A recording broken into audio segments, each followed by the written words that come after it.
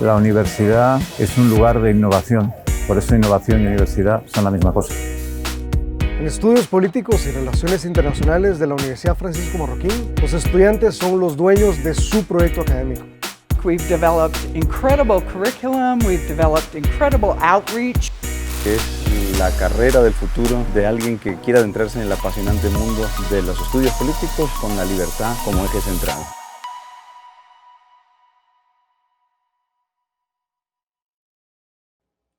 Hola, muy buenas tardes a todos. Bienvenidos a una nueva UFM Talks organizada por el Instituto de Estudios Políticos y Relaciones Internacionales de la Universidad Francisco Marroquín.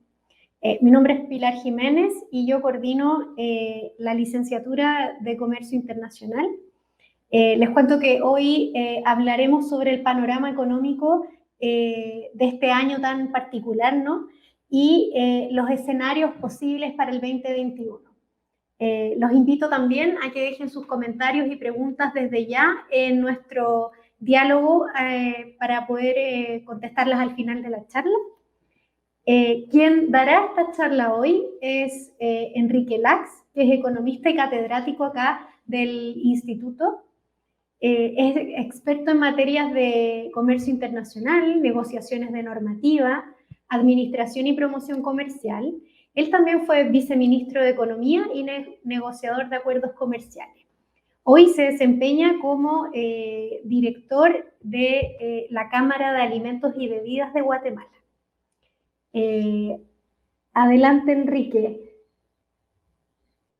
Pues atendiendo la invitación de poder platicar de forma breve y revisar qué es lo que ha pasado en aspectos económicos durante este año, ¿verdad? Y qué esperar el año entrante.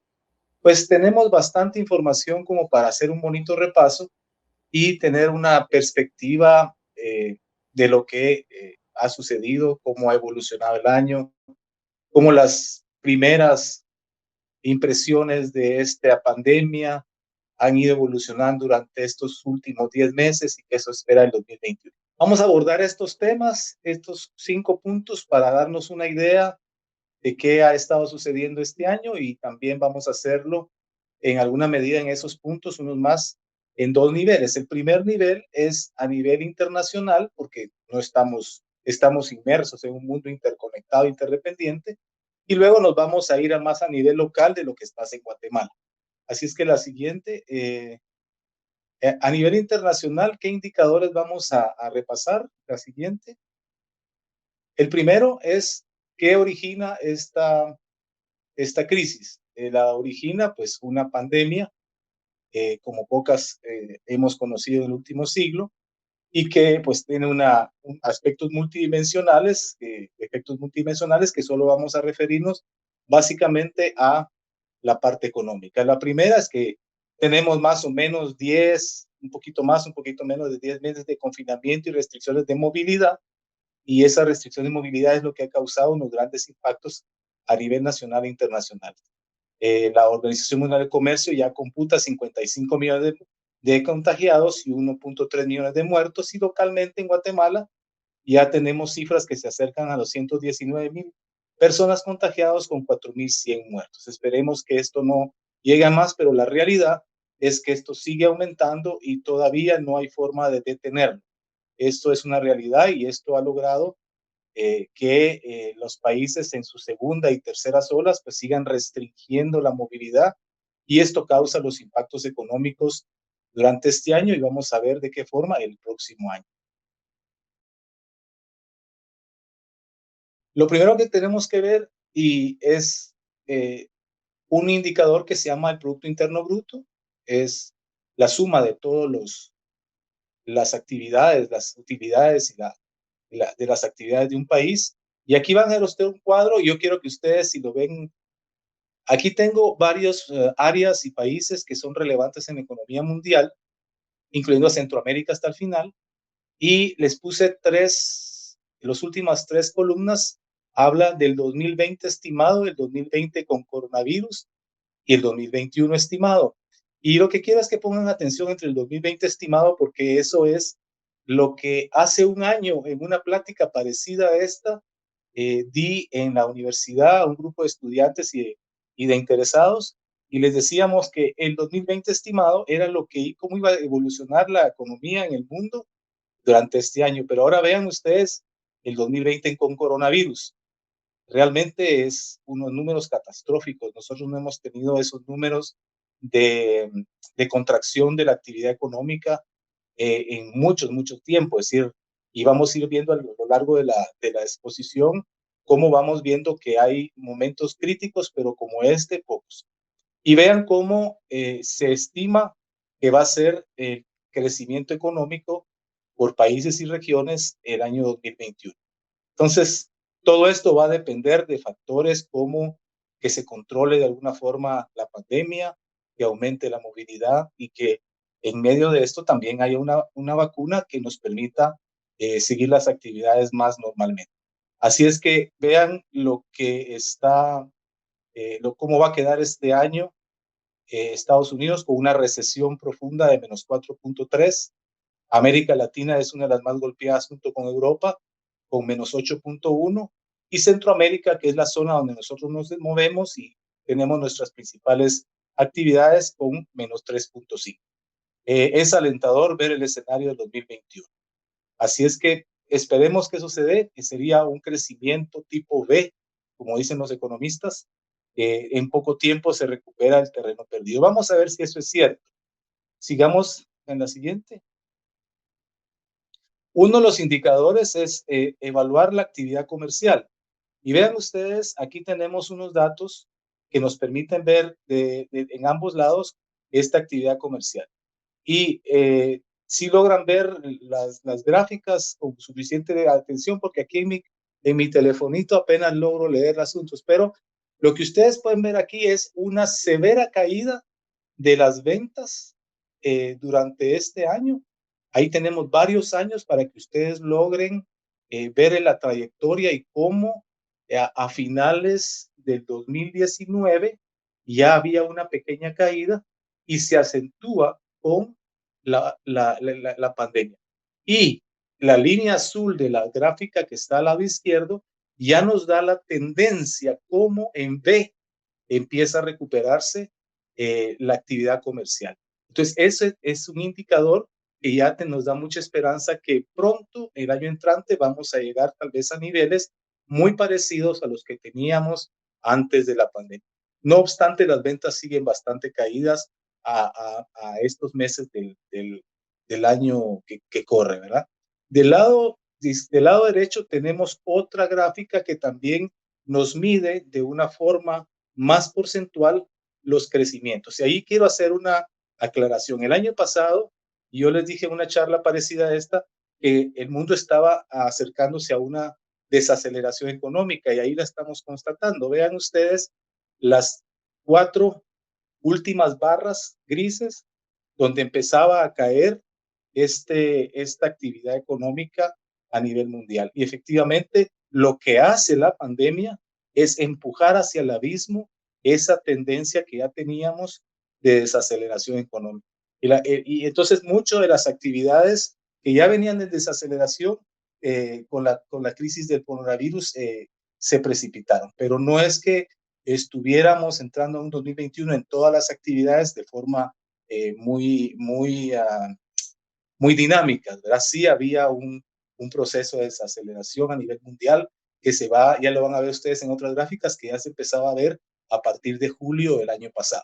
Pero el coronavirus empuja por otras razones y pone la cosa más crítica. Ahí pueden ustedes ver los números, la profunda caída que tuvimos en este primer semestre de este año, jamás vista en la parte del comercio mundial. Siguiente.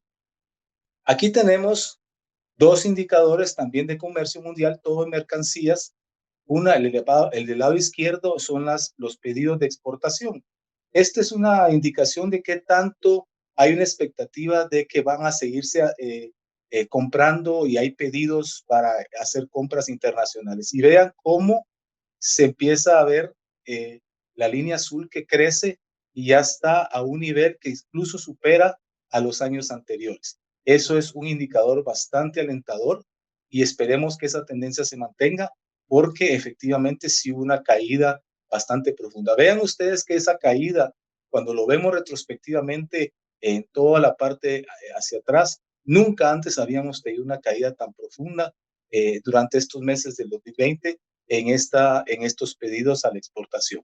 Pero la recuperación fue pronta. Y las siguientes son los productos agrícolas. Lo pongo porque Guatemala pues, es un país eminentemente supeditado a la agroindustria, entonces todas sus exportaciones y comercio están muy relacionados con eso. Y ahí vuelvo a tomar que hay una caída profunda, como pocas veces hemos visto, y vuelve a recuperarse. Vean cómo va recuperación en esa grafiquita azul. Pero la caída también, de nuevo, enfatizo que empieza en julio del 2019, si lo logran ver, las últimas, las 4 fechas en las que estamos viendo, ya había una caída el año pasado importante que ya nos tenía preocupados y era una muestra de alguna forma de la desaceleración económica, pérdida de valor de las mercancías agrícolas. Pero estamos viendo una recuperación bastante interesante. Como ustedes pueden ver, esta es información que viene de la Organización Mundial de Comercio y siempre pongo el logo de dónde es la fuente para que ustedes puedan, si quieren, también investigar en esas fuentes esta información. Por supuesto, hay más información que esta, pero esa es la que considero que nos puede ayudar a darnos una buena idea de cómo va el mundo en este momento. Esos son datos mundiales, datos a nivel global. La siguiente. Esta es una gráfica muy interesante, espero que se vea bien en sus pantallas, porque es una gráfica que nos da los últimos 20 años, y ahí en esta gráfica tenemos 3 valores interesantes. Uno es los precios, que está en gris, las ventas, que son la línea negra, y el comercio, el volumen de comercio, ¿verdad? Y si ustedes se dan cuenta, hay una gran caída, algo así como en el 2008, esa es la gran recesión.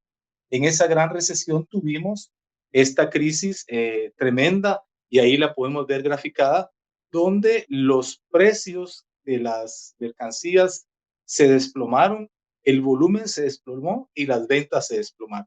Y tardó algo así como año y medio, un poquito más, en ver esa recuperación, que es como una especie de U. Y luego tuvimos otra crisis solo de precios y de venta, más no de volumen de comercio, cerquita ahí, en los años 2016-11, ahí se ve la parte gris que está hacia abajo. Y entonces ustedes ahí ven que ahí tuvimos otra crisis solo de precios, más no tanto de volumen. Y luego nos acercamos ahí empieza a verse la desaceleración del 2019, una pequeña caída previo a la gran caída que generó el coronavirus. Entonces ahí ya teníamos una desaceleración en 2019 bastante marcada, a la cual pues expliqué el año pasado en una cosa parecida, una charla parecida a esta, y ahora vemos cómo el coronavirus a partir de enero, febrero, empieza una gran picada de todo, ¿verdad? Los precios, se cayeron los precios, se cayó el volumen y se cayó el valor de las compras. Pero inmediatamente ustedes pueden seguir la línea y ven cómo está recuperando terreno el hecho de que poco a poco la economía mundial ha empezado a activarse, y es muy esperanzador que esa curva sea una curva realmente en V, donde cae profundamente y luego se empieza a subir a un ritmo bastante interesante que nos da esperanza que esperamos saliendo de esta situación. La siguiente. Esto nos lo da el Fondo Monetario Internacional, que aquí tiene varios valores bastante interesantes. En la línea que vemos, hay 3 líneas ahí, espero que las puedan ver. 2 son porcentajes. La línea amarilla es una línea amarilla que es un indicador que se usa bastante para determinar la propensión a activación del comercio. Y esta es el índice de los gerentes o directores de compra de las corporaciones. Y ellos, como tienen que saber más o menos cómo se va a comportar el mercado, colocan los pedidos en alguna medida con anticipación, y esa colocación de pedidos reactiva la producción. Por eso es que ustedes pueden ver la línea de producción también ahí, que creo que es la azul, ¿verdad? La línea de producción, y se pueden dar cuenta cómo previo a la pandemia ya había caído en algo, ¿verdad? En 2019, igual que el índice de compra de los gerentes de compras. y con la pandemia pues se hunde. Hay un hundimiento bastante interesante, pero lo que nos da bastante esperanza es la curva amarilla, donde hace una verdadera V y ya sobrepasó el indicador que está a mano derecha, que es un índice de 100 puntos, y ya estamos a un nivel bastante interesante previo a la pandemia. O sea, es que ese también es otro indicador. No obstante, la producción va detrás de ese indicador de la línea amarilla. La producción y el comercio van detrás de justamente esa línea amarilla, porque la línea amarilla es la que coloca los pedidos y entonces ya empiezan a trabajar para los pedidos de los gerentes de ventas. Pues aquí tengo un indicador bastante interesante que siempre nos mide y nos interesa mucho a los guatemaltecos porque es una de las formas de poder refrescar la economía y es las inversiones. Y la Organización de Cooperación de Desarrollo Económico, que resume a todas las grandes exportadores de capital, vean qué es lo que podemos ver. En el lado izquierdo hay una gráfica de líneas donde está el comportamiento a nivel mundial, es como la línea muy negra, y eso vemos cómo se ha ido cayendo la exportación de capitales a lo largo de los últimos años y cómo cae en este año, que es un año pues particular. Y ahí podemos ver otros países o zonas de exportación de capitales también cómo se han ido contrayendo. Pero la gráfica de barras del lado derecho, ustedes ahí sí pueden comprobar la enorme contracción que ha sucedido durante este año de la exportación de capitales. Así es que esto va a tener una incidencia en todos los países que somos receptores de inversión extranjera y que vienen precisamente o primordialmente de esos países que son los países como Estados Unidos, los europeos y otros países que nos colocan la inversión extranjera directa. Vean ustedes a nivel del mundo los números, la barra más azul es lo que estaba sucediendo el año pasado y la barra celeste es lo que sucedió este semestre. Esos son datos semestrales. Y la contracción de la exportación de capitales, léase para nosotros inversión extranjera directa, empieza a verse como una contracción que supera el 40% en esas barras. Entonces sí es un comportamiento que va a incidir en qué va a pasar este año con la inversión extranjera directa. Por supuesto que este es un indicador porque cada país tiene sus condiciones para atraer más o menor inversión de esta exportación que vemos aquí. La siguiente. Muestra el hundimiento del comercio. Vean, hay bastantes años ahí. Esos son escenarios hechos por la Organización Mundial del Comercio. Y quiero decirles que aquí esta gráfica me gusta mucho porque si ustedes ven aquí, ven las tendencias de qué es lo que sucede, que son unas líneas punteaditas. La línea amarilla punteadita es la tendencia que teníamos después de la recesión del 2008-2009. Y más atrás hay una línea punteadita gris que era la tendencia previo a la recesión del 2008-2009. Vean ustedes lo que hace una recesión. Esas recesiones lo que hace es que modifica la tendencia y entonces en este caso la recesión del 2008-2009 lo que hizo fue aplanar más la tendencia del crecimiento económico del comercio en este periodo. Y lo que va a hacer el coronavirus es terminar de aplanar más la tendencia.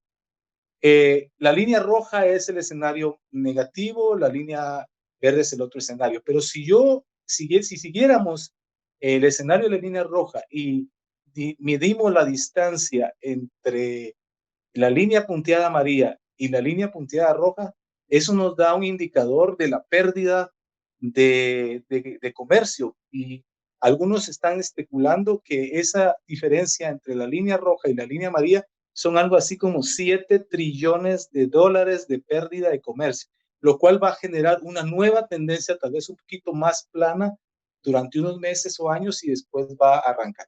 Eso es como se puede leer esto. Sí hubo una gran caída, ya lo hemos visto en otras gráficas anteriores, pero aquí vemos cómo se modifican las tendencias dependiendo de las crisis que enfrenta el mundo en este momento, o el anterior o en este momento, que son las dos referencias que tenemos de las crisis y las tendencias que estamos viendo. Entonces, esperemos que con lo que hemos visto hasta el momento, estas tendencias puedan moverse. La siguiente. Y este es también del Fondo Monetario. Y aquí lo que vamos a ver es sobre un periodo de varios años. Lo importante aquí es que aquí empiezan las predicciones. Vean que aquí llegamos hasta el año 25, en la anterior llegamos hasta el año 22. Entonces aquí podemos ver qué es lo que están previendo tanto la Organización Mundial del Comercio como el Fondo Monetario en términos de el volumen de inversión y el volumen de comercio. La línea azul es el volumen de inversión, entonces se lee con los números que están al lado izquierdo. Y si se dan cuenta, ahí vemos el 2020 la gran caída, vemos en el 2008 la gran caída, 2009, dos picos hacia abajo bastante profundos, y luego cómo se disparan, ¿verdad? Y cómo luego agarran un ritmo. Entonces ahí hay una caída de menos 10, 12%, y luego sube pronto en el 2021 a 5%, que es lo que hemos estado viendo, y luego vemos cómo se va regularizando hasta el año 2025 a quedar más o menos en un crecimiento del comercio entre el 3 y el 4%.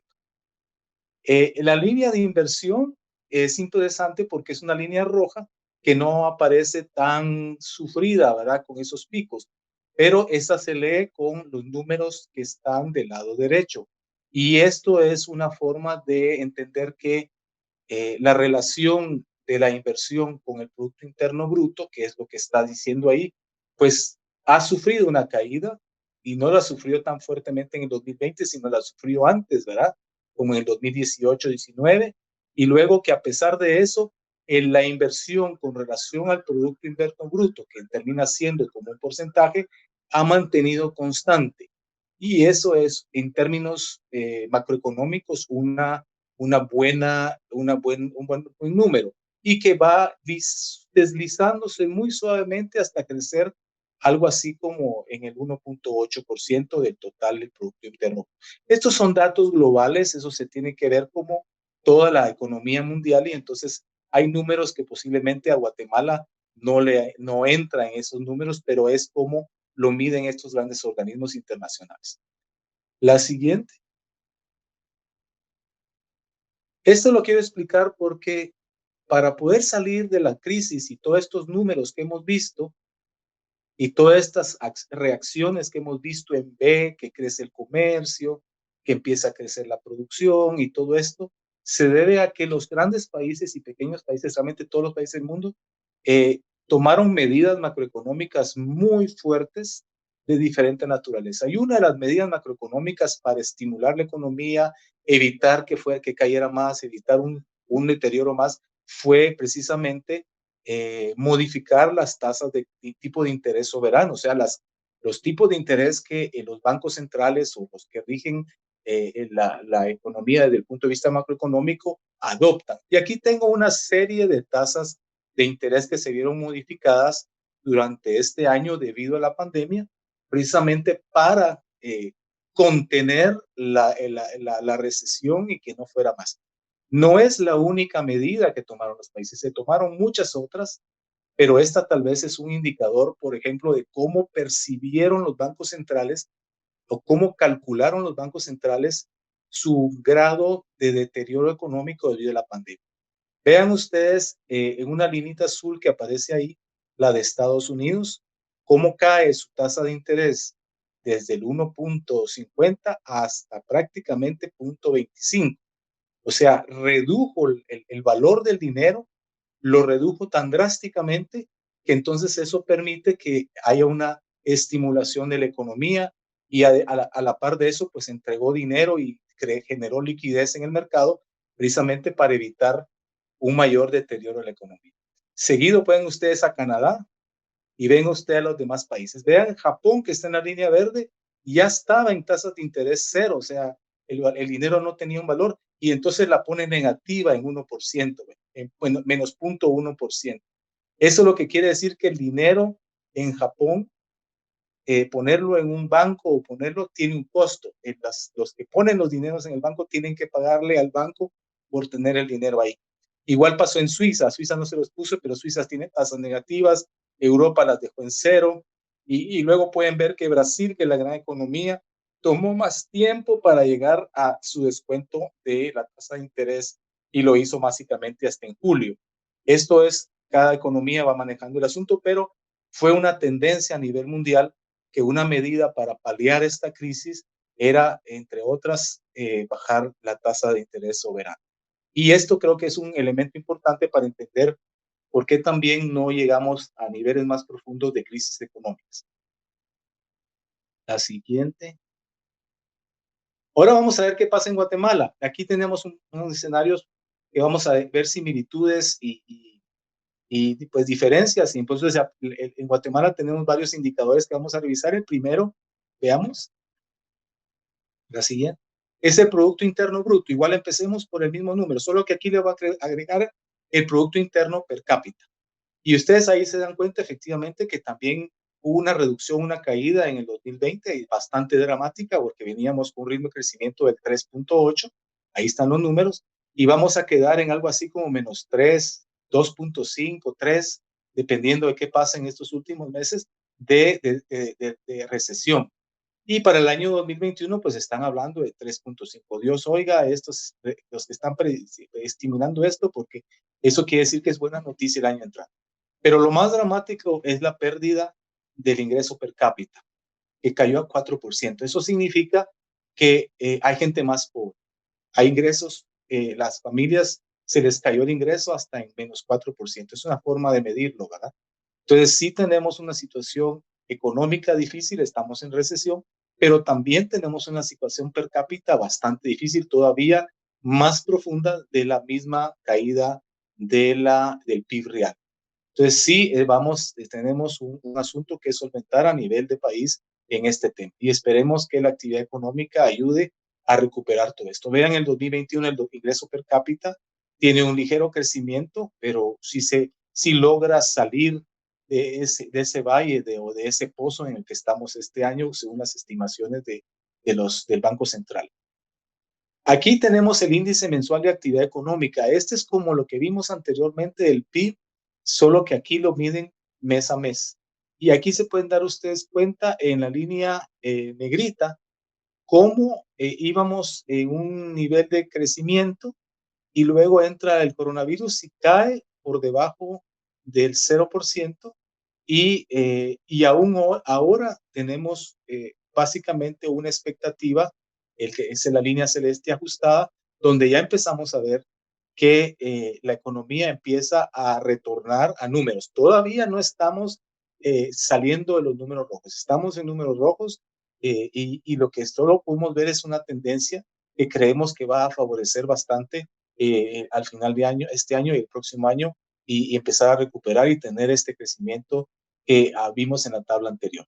Pero sí se puede ver claramente el hundimiento en la actividad mensual que nos da básicamente una medición de todos los meses lo que pasa en la economía. Siguiente.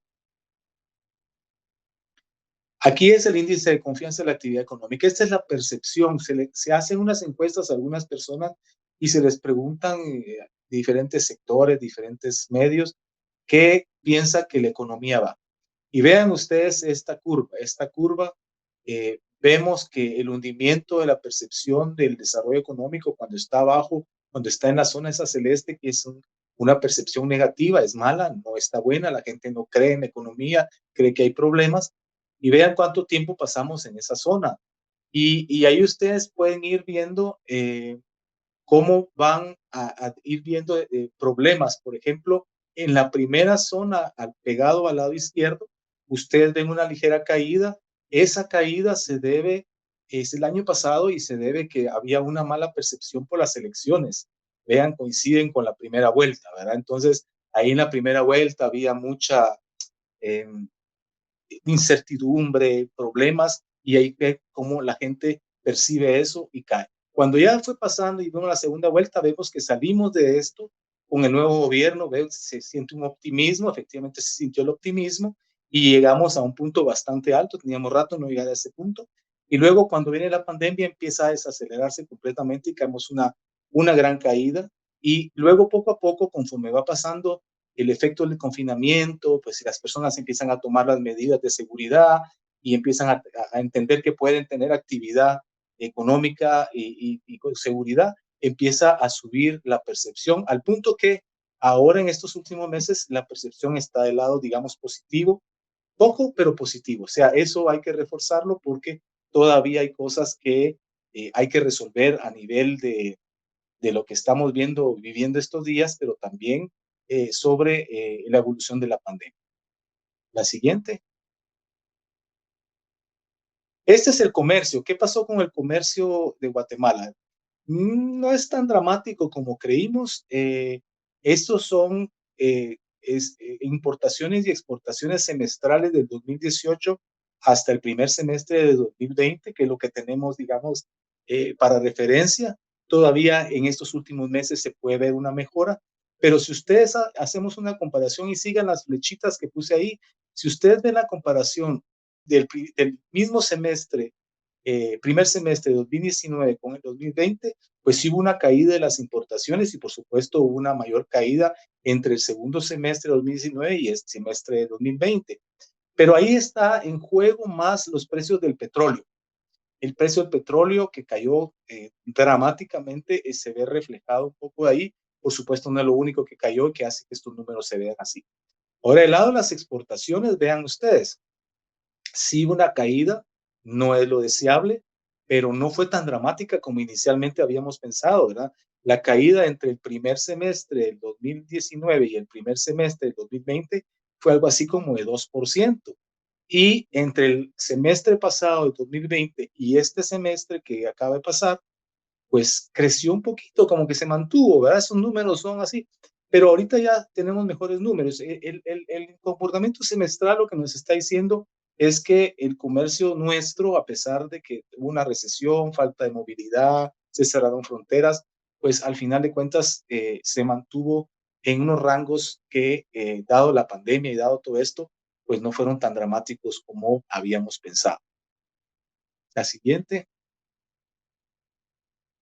Esta es la inversión extranjera directa que les hacía referencia anteriormente. Entonces, vean ustedes el comportamiento de la inversión extranjera directa en los últimos 5 años. Ya teníamos una pérdida de inversión antes de que viniera la pandemia y ahora pues está haciéndose una estimación de que vamos a quedar algo así como por 900 millones, unos 100 o 150 millones menos de lo que entró el año pasado como inversión extranjera directa. Son estimaciones.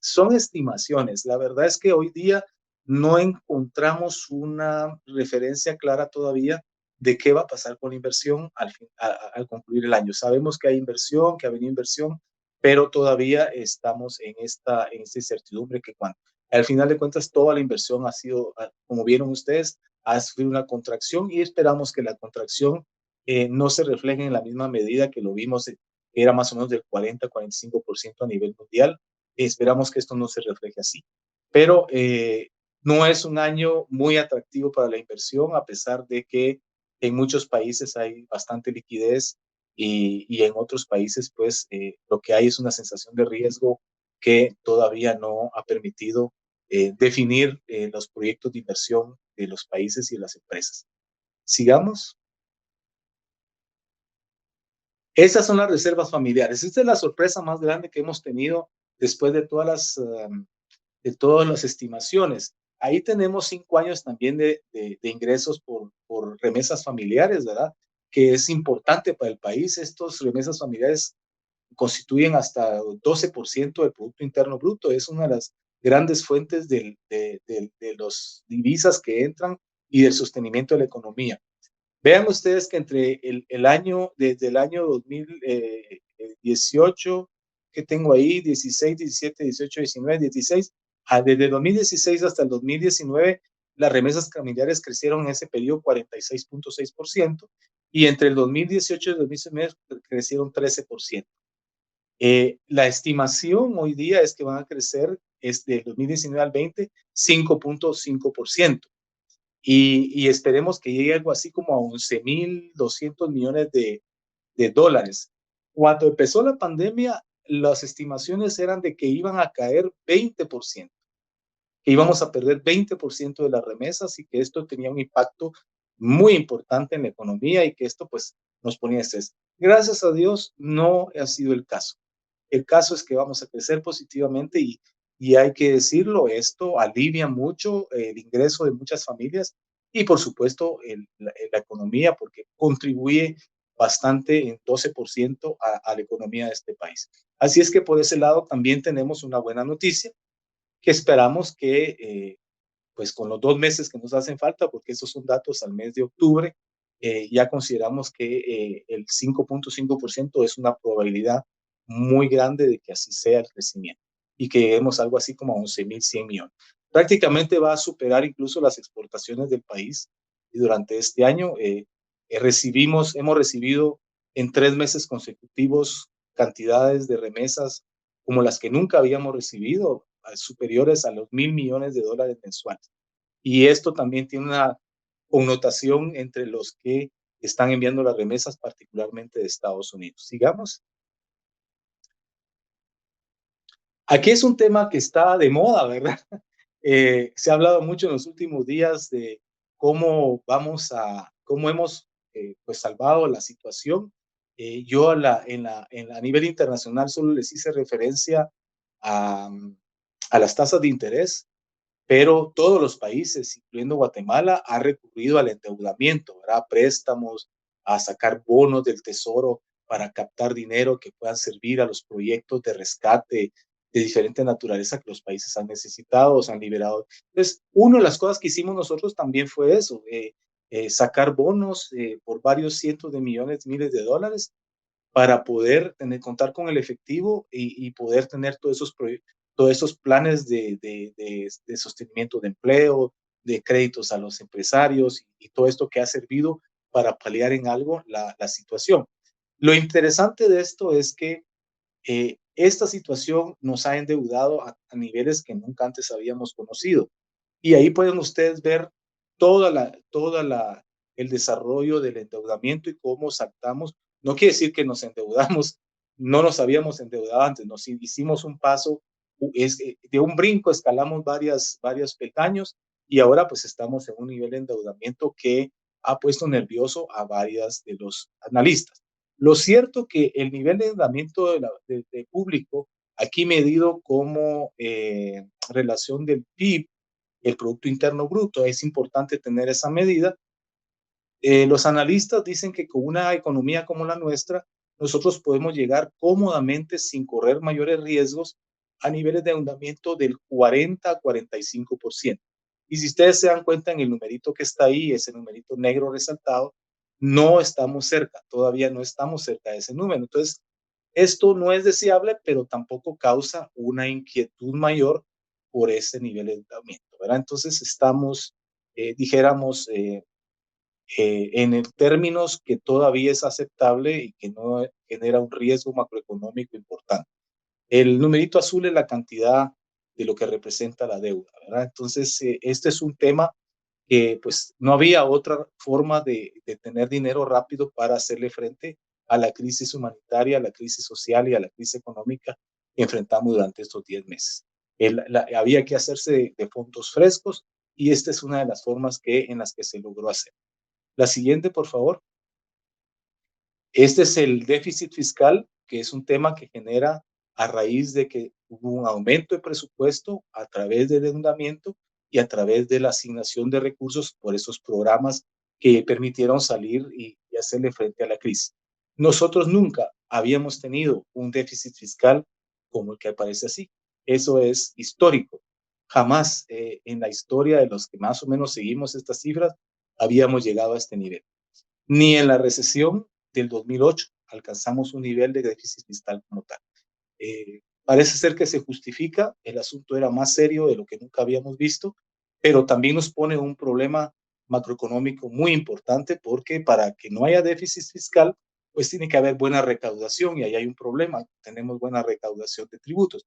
Entonces, se espera que en la evolución del año 2021, este conjunto de menor endeudamiento y recaudación pueda hacer que el déficit fiscal se contraiga a 4.21.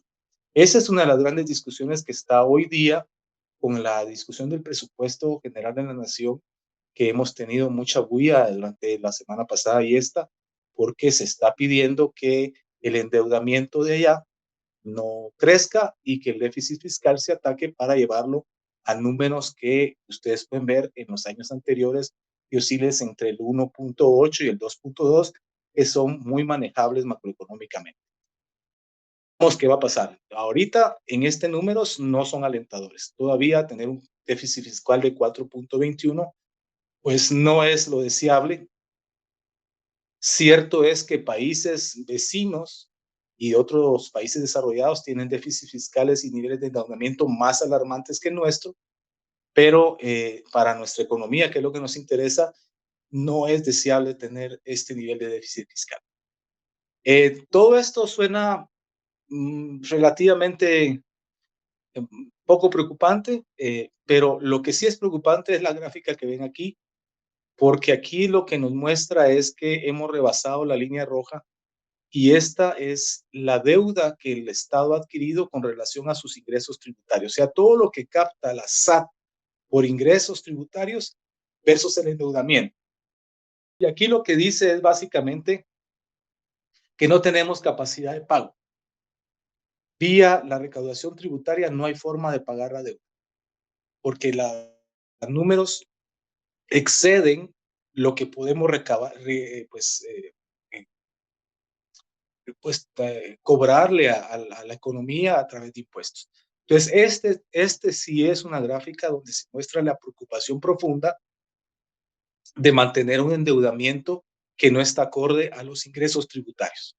Y esto sí es una alerta roja para la economía nacional. La siguiente. Al igual que vimos en nivel internacional, las tasas de interés caían.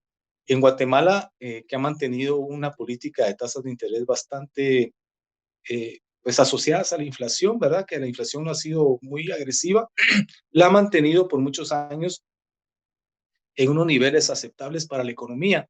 Pero vean las decisiones que tuvo que tomar a raíz de este problema de la pandemia. En un semestre botó las tasas de interés de algo así como 2.75 a 1.75. Es bastante agresivo para una economía como la nuestra y que esperamos que esto también haya contribuido a los números que hemos visto de que estamos en un proceso de recuperación de la economía. Así es que vamos por que estas tasas de interés muy probablemente se van a mantener así por algún tiempo, a pesar de que tenemos un pequeño repunte de inflación, todavía está en el marco de los números que maneja el Banco de Guatemala como aceptables. En la medida que esa inflación se salga de los números aceptables, vamos a ver un corrimiento de las tasas de interés posiblemente hacia arriba. Y esto es lo que vamos a observar en el año 2021. Yo creo que aquí era donde terminaba, dándoles datos. Más siguiente. Esta es una pregunta para los alumnos que me están escuchando. Me mandan por favor sus respuestas y calificamos, ¿verdad, Pilar? Para ver si pienso que... Vean, lo que les mostré fueron unos datos, ¿verdad? Hay muchas más cosas que observar, pero si nosotros le damos seguimiento y tenemos esa curiosidad profesional y académica, y vamos dándole seguimiento al menos a estos datos y algunas otras cosas que les dije verbalmente, pues vamos dándonos una idea de cómo va la situación económica a nivel nacional y a nivel internacional, y cómo esta situación económica a nivel internacional se conecta con nuestra situación económica y viceversa, ¿verdad? Entonces ahí tenemos una interacción, porque somos un país que estamos inmersos pues en la economía mundial. Tal vez en otra oportunidad podemos ver algunos otros datos como empleo, como cómo se comporta el dinero especulativo en la bolsa, y bueno, hay otro montón de datos que podemos ir observando, ¿verdad? Así es que yo los dejo aquí y no sé cómo manejamos las preguntas. Muchas gracias por su atención. Súper interesante cómo fuiste recorriendo a partir como de los datos, nos fuiste haciendo un panorama súper claro, gracias por eso. Hay varias preguntas, a ver, voy a partir. Acá pregunta Ana Gaby Cuque, pregunta, ¿cuáles son las mayores similitudes entre lo que estamos viviendo ahora y lo que ocurrió con la caída de la bolsa en el 29? O bien si hay similitudes en realidad. Digamos que que en términos de los indicadores podríamos empezar a buscar las similitudes.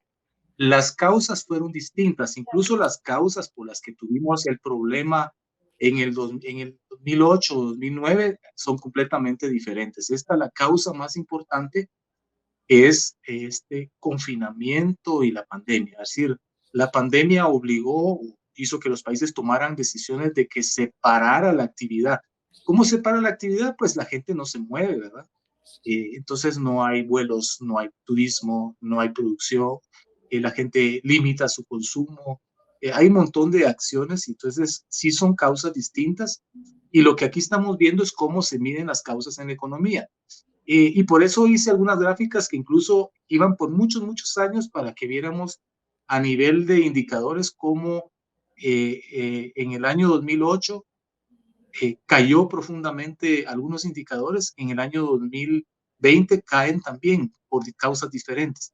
Si nos vamos más atrás, en los años 80, para los que todavía no habían nacido, porque todos son jovencitos o la mayoría de los que me están oyendo, también tuvimos una crisis muy parecida, bastante fuerte por otras causas, y llegamos a niveles de crecimiento del PIB, de caída del PIB, parecidas a las que tenemos hoy.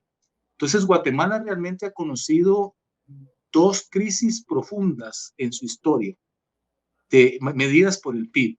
La de los años 80, que duró más o menos 4 años, que se conoce la década perdida, que llegó a niveles de -4, -3, -2% del PIB, una recesión continua de 4 años, y la de los años de este año 2020. Para Guatemala, incluso la recesión del 2008 no significó una pérdida, no llegamos a números rojos, nos quedamos siempre en números azules debido a las políticas macroeconómicas del país. Entonces, para nosotros, desde los últimos 40, 50 años, es la segunda crisis más profunda en términos de paralización de economía.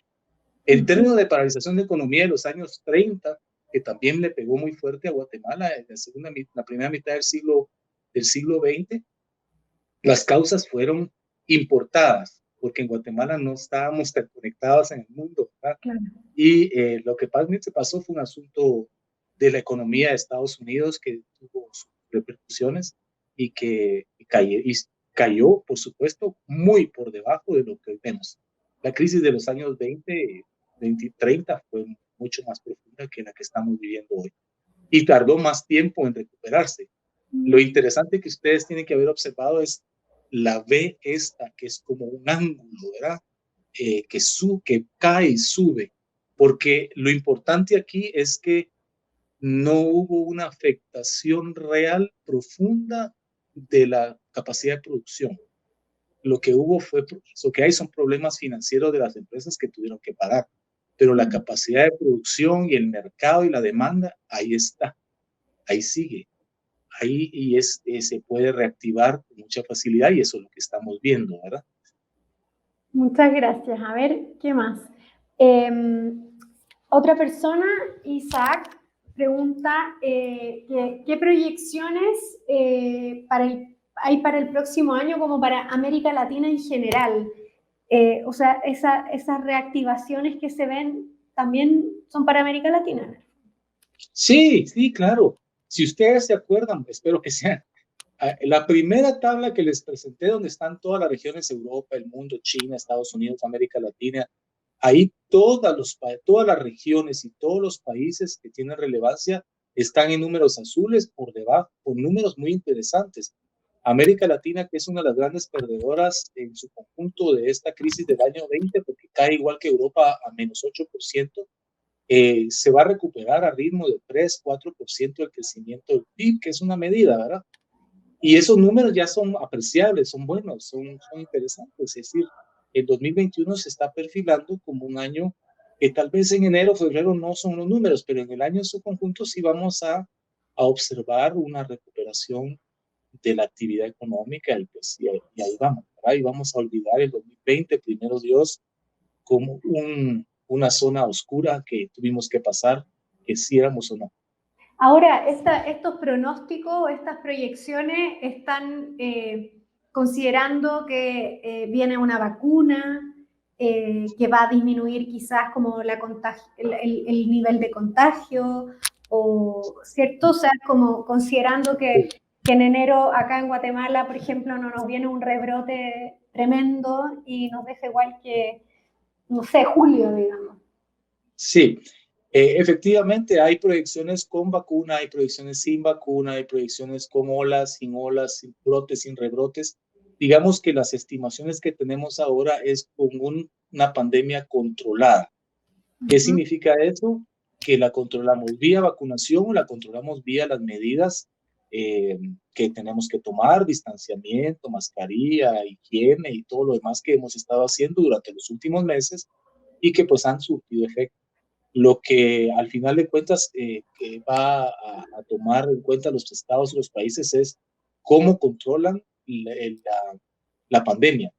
Si aparece la vacuna, pues por medio a la vacuna. Y que bueno, ahí sabrá cómo funciona. Y si no aparece, pues haciendo todas las medidas sanitarias y los confinamientos selectivos y eso es lo que va a suceder con confinamientos selectivos. Muy probablemente ya no vamos a ver ese gran confinamiento de principios de año donde realmente nos paralizaron a la población y vimos las calles desiertas y las ciudades desiertas. Eso ya no va a suceder, pero sí van a reforzar las medidas para que no haya virus, no haya contagios. Perfecto. A ver, pregunta de Otto Solorzani, que siempre está ahí muy pendiente viéndonos y participando Otto siempre está ahí. Sí. Pregunta, ¿qué estrategias se deben de tomar para que las remesas cambien de ser un capital de gasto a ser inversión extranjera? Las remesas por su naturaleza no pueden ser inversión extranjera porque es lo que dice es una remesa, yo envío el dinero a mi familia para que lo pueda usar a lo que necesite. La pregunta tal vez de Otto es ¿cómo hacemos que las remesas se destinen a proyectos de inversión que generen, qué sé yo, más actividad económica, más empleo? Y eso es una gran pregunta que se ha hecho siempre. La verdad es que no se sabe, hay cálculos en muchos países de qué cantidad de las remesas se destina al consumo de los hogares, más o menos está en el 60-70%. Eso es un número que se usa y hay datos más precisos. Y el resto se usa para inversión. Y entonces, inversión, ¿qué se puede decir? Pues compro una casa, pongo una tiendita o lo meto en un proyecto agrícola. Y eso sucede, eso sí sucede y normalmente son pequeños proyectos de inversión. Y el inmobiliario es uno de los destinos de la inversión de las remesas más importantes. Perfecto. Gracias. Hay más. Lisa Juan pregunta, o sea, si considerando que esta no es una recesión convencional, pregunta, ¿qué recomendaciones podrían darnos a los emprendedores y personas en general? Bueno, sí es una recesión convencional, en el sentido de los indicadores, ¿no? Los indicadores como factuales dice, estamos en números rojos del crecimiento del PIB y eso es una recesión. Lo que tal vez no es convencional es el origen de esa recesión, que es una situación sanitaria pues, y de confinamiento.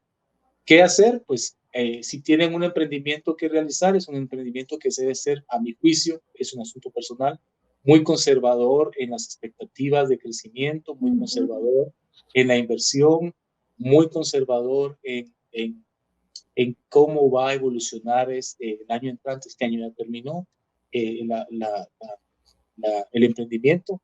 También depende de qué emprendimiento sea, porque hay sectores que han sido ganadores, ¿verdad? Sí han vendido igual o más y en todas las crisis, no es un misterio, en todas las crisis siempre hay ganadores. O sea, por ponerles un ejemplo, ¿verdad?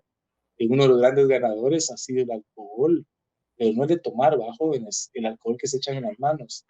El otro sí perdió terreno, pero el alcohol en las manos y el alcohol para sanitizar y limpiar y desinfectar tuvo ventas récord que nunca antes había visto. Pero bueno, ese es un ejemplo. Y entonces depende de qué emprendimiento van a hacer y cómo lo van a hacer y de qué tamaño y hay que ser muy conservador hoy día. Es decir, pensar agresivamente y pues, optimistamente para dentro de 18 24 meses y empezar a hacer su trabajo hoy conservadoramente. Muy bien. Billy Escobar pregunta, ¿hay riesgos de tener una inflación muy grande en Guatemala? Vean, sí y no. Digamos que la inflación de este año se salió un poco de la norma. Yo tenía una fábrica de inflación y la saqué para no enredar mucho la presentación, pero efectivamente estamos como el 4 punto algo, ahorita no me acuerdo el dígito, pero estamos en 4.2 de inflación. Es bastante más alto que el año pasado y los años pasados. No está fuera de las expectativas macroeconómicas, lo que significa que es una inflación que no nos gusta a los que tenemos que desembolsar, ¿verdad? No queremos eso, pero del término macroeconómico no representa un riesgo. Desde el momento que represente un riesgo, vamos a ver las tasas de interés cambiar y entonces empiezan a ver los ajustes macroeconómicos que mantienen a raya la inflación. Ha habido inflación también porque con las cadenas de suministros un poco trastocadas, ¿verdad? Y nosotros compramos muchas materias primas y cosas que consumimos del extranjero y trastocadas y que no están en la misma eficiencia, se paran y los costos han aumentado y eso también tiene que ver. Alguna compensación hubo con la baja del petróleo, pero hoy día todo el mundo se está quejando de que hay un poquito de repunte de inflación. Nada de qué preocuparse todavía, pero sí, este año va a ser la inflación más grande que el año pasado y el año pasado.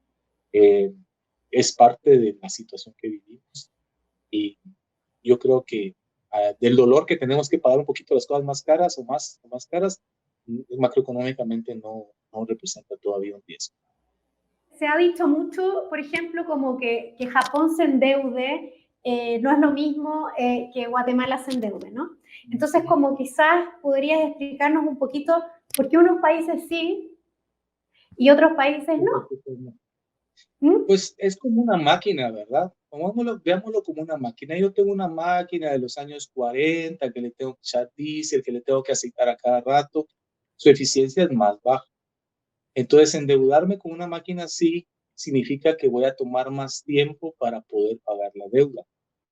Pero es una metáfora para explicar por qué países se pueden endeudar por encima del 40% del PIB que estábamos hablando hace un rato. Tiene que ver cómo es esa máquina, y la máquina asociémosla a la economía, qué actividad, qué tan eficiente y productiva es la economía. La nuestra es bastante productiva en comparación con la de Japón, por supuesto.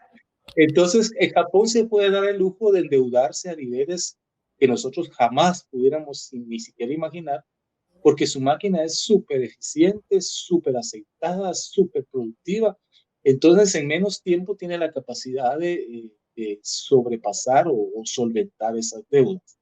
Y esa, digamos, que es la forma más sencilla de explicar por qué en unos países vemos endeudamientos que casi están al 100% o sobrepasan el 100% del Producto Interno Bruto, como Estados Unidos, Japón, Francia. O sea, cuando uno ve la deuda de esos países versus su Producto Interno Bruto, uno no puede ni pensar cómo es posible que estén en esa situación. La máquina trabaja a toda mecha y entonces pagan sus deudas o hacen frente a sus deudas con mucha facilidad. En cambio, nosotros, nuestra maquinita ahí, se paró. Ahora la arrancamos. Esa no va a pagar la deuda de ese nivel por muchos años, entonces es muy complicado. Es una forma de verlo, ¿verdad? Ahora, pero una explicación fácil de entender. Sí, cabal, eso es. Pues ha sido un gusto platicar de esto. Espero que haya ayudado a comprender un poco la situación internacional y nacional, incluso entender un poco el lío que estamos oyendo ahora con el Congreso y que el presupuesto y que la deuda. Y, pues ahí están algunas de las explicaciones por las cuales se discuten estos temas, ¿verdad? Muchas gracias. Gracias a ustedes por la atención y estamos bien. Saludos a todos. Entonces, les comento que, bueno, muchas gracias por acompañarnos. Ay, el examen, por favor. Sí. A todos los que participaron en el examen. Dios, ahí nos vemos. Chao, muchas gracias por acompañarnos. Hoy es nuestro último coloquio de este año, en este formato. Vamos a continuar de todas maneras el 2021 con muchas otras actividades y los invito a que nos sigan en redes sociales. Nosotros tenemos un Instagram que es EPRI_UFM, en nuestro Facebook que es ufm.epri y en nuestro sitio web que es epri.ufm.edu. Muchas gracias. Antigua is such an amazing, special place. An absolutely beautiful location. We're outside in nature. Han sido 2 días en los que hemos dado un repaso a todo lo que es la Marroquín y también un repaso a todo lo que creemos que debería ser. The Co-Creation Forum is, I think, the perfect instrument for achieving true freedom of the exchange of ideas and increasing the knowledge that we have. Hay que estar abiertos al descubrimiento de nuevas ideas. En Estudios Políticos y Relaciones Internacionales de la Universidad Francisco Marroquín, los estudiantes son los dueños de su proyecto académico. Cuando uno agrega más mentes al proceso, uno sale enriquecido porque descubre métodos que no hubieras pensado por sí solo. Ha sido una apasionante experiencia de co-creación y co-creatividad en la que personas de diferentes partes del mundo venían a crear la carrera del futuro. 67 participantes pensando en el futuro de EPRI. It's a really interesting opportunity to engage with people in a sort of bottom-up way, to ask and try to provide some answers to important questions about education and society. My expectations were actually superseded by reality, that the reality actually worked a lot better. La universidad es un lugar de innovación. En cuanto deja de ser un lugar de innovación, deja de ser universidad. Por eso innovación y universidad son la misma cosa. This event is putting Francisco Marroquín and the networks of scholars in Guatemala, students and scholars, on the international map. The future is very bright for EPRI and very bright for UFM.